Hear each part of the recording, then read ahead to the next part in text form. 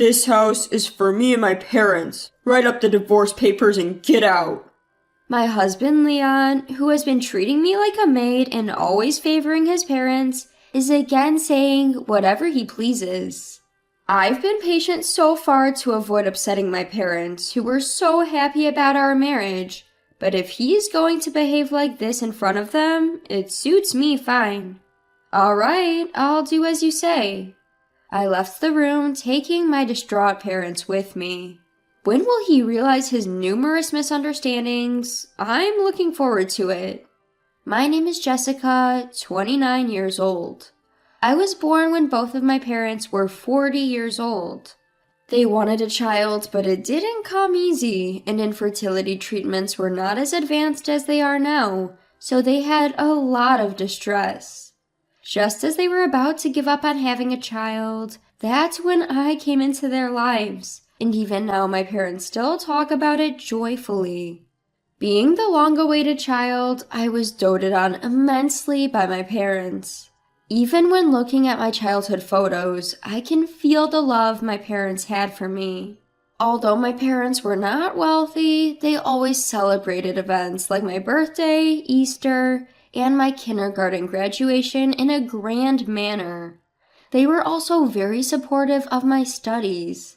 If I said I wanted to learn English, they immediately enrolled me in an English conversation class, and they bought me a lot of books because I loved reading. They also said, if it's something you need for your studies, just let us know and we'll get it for you. Looking back, I now realize that they must have struggled quite a bit to cover my education expenses, but they never showed it. They always treated me with smiles and celebrated greatly when I got good grades. As I grew older, sometimes my friends would mistake my parents for my grandparents, but I never minded. I met my now husband, Leon, at a matchmaking service. Leon, like me, was an only child with elderly parents, and our circumstances were similar. We had the same hobbies, and our conversations were lively. We dated smoothly and decided to get married.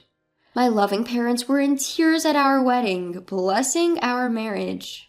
At first, I was working after our marriage, but Leon proposed. We both have elderly parents. Of course, we don't feel dissatisfied about it, but wouldn't it be nice if they were younger? It's tough to raise a child in old age. We want to have children sooner, so can you quit your job and focus on raising a child? I loved my job, but what Leon said made sense. I remembered my mother telling me that her night shift job and the stress from it, as well as not being able to get the timing right for conception, might have been reasons why they had difficulty having me. I thought it might be a good idea to quit my job and focus on creating a conducive environment for having a baby. Plus, Leon said, you can return to work when our child is old enough, which reassured me. Fortunately, I had a professional certification that would allow me to return to work anytime. So, I quit my job and became a full-time homemaker. However, after our marriage, Leon started acting high and mighty just because I was a homemaker. Before we got married, I thought Leon treated me as an equal, but after, he started acting as if he was superior. Being a housewife isn't exactly a walk in the park. Between cooking 3 meals a day, cleaning, laundry, things I used to casually handle when I was alone, became a challenge, especially since Leon is particular about details and won't allow any slack. Dinner should always consist of at least 3 dishes. Also, ensure there's hot pancakes for breakfast. My mom managed to do that even while working. When I wake up in the morning, my suit and shirt should be ready on the hanger. Just grab my bag and go. That's the least you can do as a housewife. That's how my parents always did it. Every time I tried to object, he would retort, "You're a housewife, aren't you? Don't get too high and mighty while eating off my dime." That became his catchphrase. Despite his complaints about me eating off his dime, the money Leon gave for household expenses was barely enough. I spent my day scrutinizing our budget, constantly scouring the internet for money-saving tips. One day, given the situation, I mused out loud, maybe I should go back to work. Leon responded with, "Didn't you say you used to work at a law firm? Being a secretary there won't make much money. I won't allow you to neglect housework for that. So he wouldn't even let me return to work. I wondered if Leon was misunderstanding something. However, by this time, I was too tired of his constant complaints and shouting to argue. And truthfully, I wasn't sure if I could maintain the quality of housekeeping and care for Leon if I was also working. Moreover, I didn't want to upset my parents, who were so happy about our marriage, so I couldn't confide in them. But it wasn't just Leon's attitude that bothered me. He frequently invited his parents to our house. Mother's Day, Father's Day, his parents' birthdays. He would find any excuse to invite them over and have me prepare the meal. On these occasions, Leon would give me extra money, instructing me to buy some good fish or make a steak from premium beef. Every time we hosted his parents, Leon would give them gifts. His parents would eat and drink to their heart's content, treating our house as if it was their own, without thanking me, and then they'd leave. Once, I asked Leon, I think it's great that you honor your parents, and I don't oppose it, but can we also invite my parents occasionally? Leon immediately turned sour and snapped.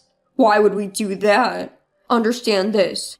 I'm the one paying for the meals and gifts. Why should I spend money on your parents who aren't even blood related to me? He dismissed the suggestion. Resigned, I started secretly using my savings from before I was married to buy presents for my parents. Then one day, my parents contacted me looking troubled. They told me there was a fire in the apartment next to their house, and part of their home was burned down. Thankfully, they were unharmed, but the house required major repairs. They were temporarily living in a makeshift house. I decided to visit my parents. Even though they were going through a tough time, they welcomed me warmly. When my father gently asked, "Is your marriage going well?" a twinge of sadness hit me as I replied, "Yes, we're getting along all right." When I inquired about their future plans, he explained that their partially burned down house had been standing since my great-grandfather's era and was incredibly old to begin with, so they were thinking about letting it go. They were considering moving into a rental apartment going forward. My mother sighed. Even though it's an old house, it's filled with memories of Jessica, so it's sad to let it go. At that moment, I made up my mind. I decided to discuss this with Leon when I got home. Do you remember I mentioned that my parents' house was caught in a fire and burned down? Given their age, I was thinking of buying them a new house, maybe one equipped with accessibility features. Leon curtly retorted, "Huh? Where's the money coming from? I'm not putting in a dime." Just as I'd expected, I replied, "I'm not planning on building a mansion, so it won't be a burden on you. I intend to use my savings for my single days." Leon pondered for a bit, then casually responded, "Guess even a law firm clerk can save that much. Well, if you're not using my money, then it's fine." So I decided to give my parents a house. I felt it was high time I paid back their kindness. Several months later, "Leon, I'm helping my parents move tomorrow," I told him. Leon replied, "All right, I got it, but don't neglect your house chores," then retreated to the bedroom. The next day, I went to help my parents move. Unbeknownst to me, a group of individuals had begun tailing me at that point. We carried my parents' belongings into the house, and we were relaxing in the living room. We were all filled with joy at being together as a family after so long. But then Leon and my in-laws suddenly barged in. While we stared in bewilderment, Leon declared, "From today, this is my house." I was taken aback by Leon's sudden appearance. "Why are you here?" When I asked this, he haughtily replied, "I heard you were moving today, so I followed you." When I responded, "What? My house? What are you talking about? I don't understand." Leon stated, "I've been supporting you all this while. Just marrying someone as clueless as you is something you should be grateful for. My parents have always eaten your terrible cooking with patience. Now it's your turn to return the favor." What a repulsive man. As I stared at him in silence, Leon continued, "I've canceled the lease on our apartment. Take your stuff and get out." At that moment, my confused father started to say, "Leon, this house." but I stopped him from speaking. Strangely calm, a plan was taking shape in my mind. Instead of my father, I said, "This house is our home, my parents and me. What are you talking about?" When I relayed that, Leon replied laughing, "Don't you understand English? I'm saying the house you bought was my house all along. This is now my parents' house and mine. Oh, I also left divorce papers at home. You be sure to submit them." Ignoring my parents' attempts to speak, I told him, "All right, I will follow your instructions." Then I asked the movers to reload the truck we had just unloaded, instructing them on what to do. As this happened, another truck arrived, carrying Leon's and his parents' belongings. I reassured my unsettled parents by saying, "I will explain everything later. Just follow my instructions for now." We then left the house together. During our ride, I explained to my parents what was going on. "Listen, I've kept quiet about this until now." Once they heard everything, they understood and praised my actions. It reminded me of the joy I felt as a child when I was praised by my parents. A few weeks later, I got repeated calls from Leon. Reluctantly, I answered the phone. Without waiting for my hello, Leon shouted, "Hey, isn't this the house you bought? Someone just told me they're going to call the cops if I don't leave." "Yeah, that's correct. So when you said that house was ours, I was taken aback. That rental was your house, huh?" I replied, laughing. This made Leon absolutely livid. "Hey, quit mocking me. Just explain it. Wasn't that house bought for your parents?" Then I explained everything to Leon step by step. The house that I had bought for my parents was under renovation after the purchase. However, the day before moving in, the renovation company told us, due to our mistake, the work will not be finished on the scheduled date. It was entirely the renovation company's fault. Since they had contacted us in the evening, it was too late to cancel the movers. The renovation company, taking responsibility for their mistake, arranged a rental house for us to live in until the real house was ready. It was a model home that had finished its exhibition period. We planned to live there until the renovations were completed, but Leon and his parents moved in by mistake. When my parents tried to clarify, I decided to get revenge based on Leon's terrible misinterpretation. After that, I stored all of our belongings in a rented storage unit and lived in a hotel with my parents. Meanwhile, I submitted the divorce papers prepared by Leon as he had instructed, and that's how I got divorced from him. My parents told me you should have consulted us sooner. However, I think things turned out for the best. I was able to spend time with my parents and managed to divorce Leon. Now, I'm living with my parents in our newly renovated house. I've deliberately not shared our new address with Leon, so he has no idea where we live. Leon once asked me, "But how are you going to support yourself without me? You were just a stay-at-home wife, right?" With a sigh, I answered, "You know, I didn't expect you to be under this misconception for so long, but my profession is a lawyer, you know?" "Huh?" Leon seemed shocked and responded with a confused reply. When I first met Leon at a matchmaking service, he asked me what I did for a living. I told him that I worked at a law firm. He assumed I was a secretary. I let him believe that because when I'd previously mentioned being a lawyer, people often remarked how stuffy it sounded or how they didn't like being corrected based on the law. I hadn't imagined he'd continue to mistake me for a secretary after that. It showed how little interest he really had in me. I guess Leon wanted a housewife more than a partner. I think the reason he asked me to be a stay-at-home wife was just that. I bought the house with the savings I had from my time as a single lawyer. "If you explain that, well, we're married, so I should have a claim to the property." I responded, "The savings I had before marriage are mine, and they're not subject to property division. If you have a problem with that, we can go to court, but I'll win, of course."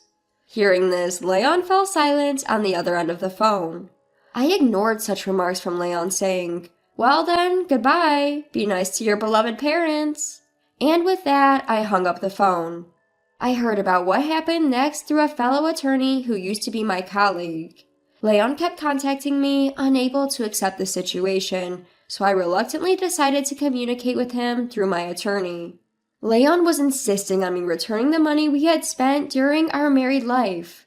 However, after discussions through the lawyer, he understood that it was not feasible and seemed quite disappointed. That's expected. After all, I became a stay-at-home wife because Leon asked me to, and it's a husband's duty to provide for his family. I did everything that I should have as a homemaker, and I didn't fall short. Leon had terminated our apartment lease himself, leaving him with no place to stay. Currently, he has moved back into the small condo where his parents lived, and the three of them are living there, uncomfortably crammed into the small space. Leon had virtually no savings. He had a low salary, and yet, he made me stay at home, only gave me the bare minimum for living expenses, and spent the rest of the money on his hobbies and gifts for his parents. Despite this, Leon was starting to desire a larger house. He seemed to have come up with this plan when I mentioned to my parents that I wanted to buy a house. Needless to say, it failed spectacularly. Even if it weren't a temporary home, assuming that we would leave quietly is just stupid. It's pathetic to realize how naive my ex-husband was. Leon is now tired of caring for his parents in the cramped condo, and he has been pressing for reconciliation many times, now that he knows I'm a lawyer. Of course I've been ignoring him. I'm currently enjoying my time in my new house with my parents. At the moment, I'm not particularly keen on getting married again. However, a fellow attorney who I worked with during my divorce from Leon has been showing some interest. I am considering being a bit more positive about it, perhaps to give my beloved parents the joy of seeing their grandkids sooner.